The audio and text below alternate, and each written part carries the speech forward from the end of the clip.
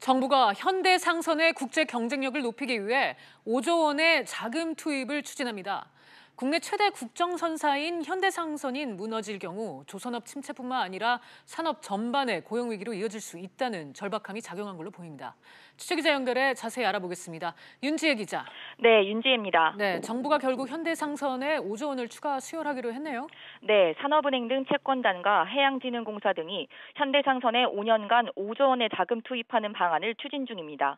5조 원 중 3조 원은 현대상선이 지난 6월 발주한 초대형 컨테이너선 20척 인수 비용으로 쓰고 나머지 2조 원은 악화된 재무구조 개선에 쓰일 전망입니다.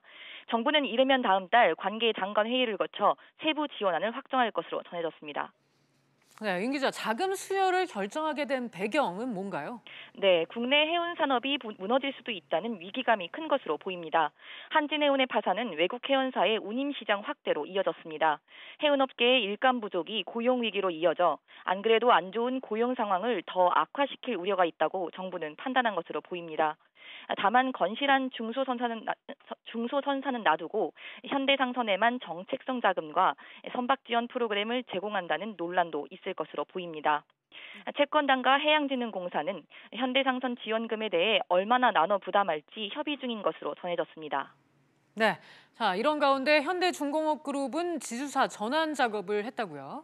네, 현대중공업그룹 재편에 걸림돌로 남아있던 증손회사 문제와 순환 출자를 모두 조기에 해소하면서 사실상 지주사 전환이 마무리됐습니다.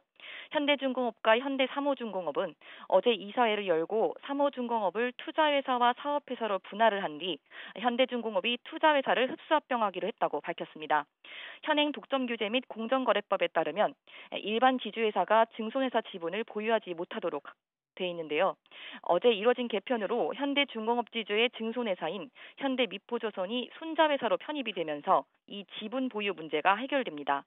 현대중공업그룹은 앞으로 조선 업황이 회복되는 시점에 현대삼호중공업에 대한 상장을 추진할 계획입니다. 지금까지 SBS CNBC 윤지혜입니다.